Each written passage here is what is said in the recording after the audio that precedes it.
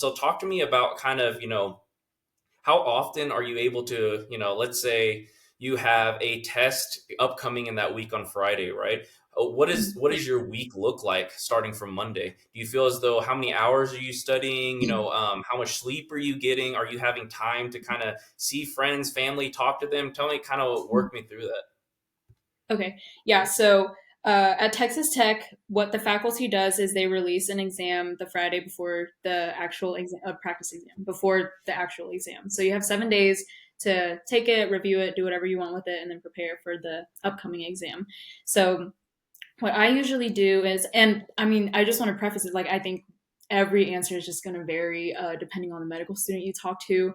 Sure. But what I do is I try to take the practice exam on the weekend or Monday at the latest.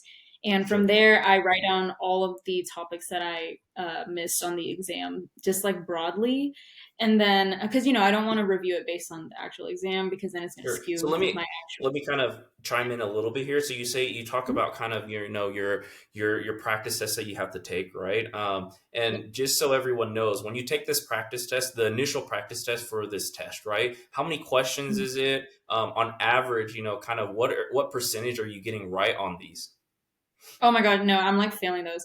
But yeah, there's like about so we have in-house exams and then sometimes we have an NBME at the end of a few Sure. years. Like our final is usually the NBME. So I'll use the upcoming exam as an example. So we are doing it's going to be an NBME exam, which is like the standardized exam with the format of step one, and it's going to be over the immunology, hematology, and oncology systems, but 3 weeks prior to today, we had our immunology exam, and that was an in-house exam. So the exam that I'm preparing for is 90 questions, I think. So I think the Gotcha. practice exam is going to be 90 questions, but the Sure. in-house exams are like 60 or 65 questions. And So talk to so me the difference about your in-house versus kind of this NBME. You say that, obviously I kind of know exactly what you're talking about for people kind of either peering in from a pre-med standpoint or even people that are not in medicine, right? And so you said the NBME is kind of based on our standardized test that we have to take at the end of second year and in the third year, which is step one and step two. But what is an in-house test and why is that different from a standardized test? So in-house exams are so whenever you're in medical school, right, you have lectures every day. And that's, what the professors at the school want to teach you. And they usually align with the concepts that you learn for step one and step two, like the standardized exams. But the questions for in-house exams are written by the professors at my school. And so those questions are obviously not like throwaway questions. They're perfectly Sure. fine and they test you over the lecture material. Um, but then NBME questions are specifically formatted for the standardized exam. And so Okay. there's actually a lot of controversy on the internet among medical students where they're like, oh, I Yeah. wish I went to an NBME school. Yeah, so talk to me, the reason why I want to kind of talk a little bit about this is because, can you let kind of, talk to me about, so you talk about like your professors that are creating these in-house tests, right? Are they MDs or are they PhDs or what degree do they have?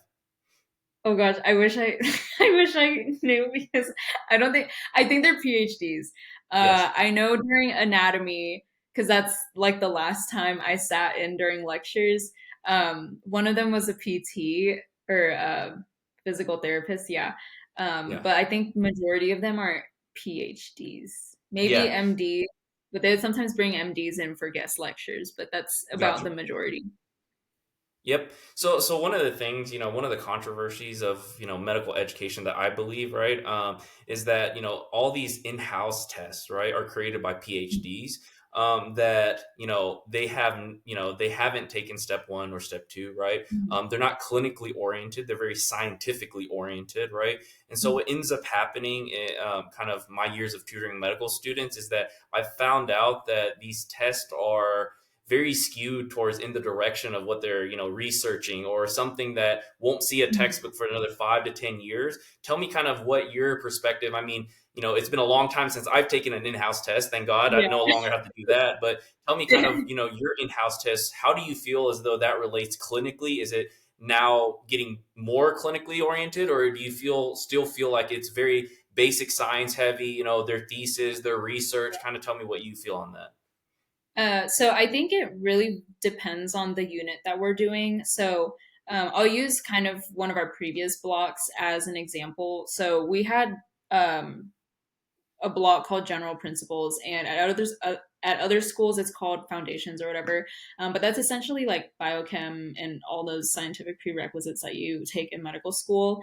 And it's split up into 3 units. So the first unit is biochem. The second unit was like, okay, that was actually the worst unit ever. I think it was like molecular bio and cell bio, and then the third one was microbio, which is bugs and drugs. And in terms of whether I feel like they're clinically relevant, so I don't know how they were back then, or maybe it was really scientific back then. But so our first unit was the biochem unit, and I thought it was like a solid exam.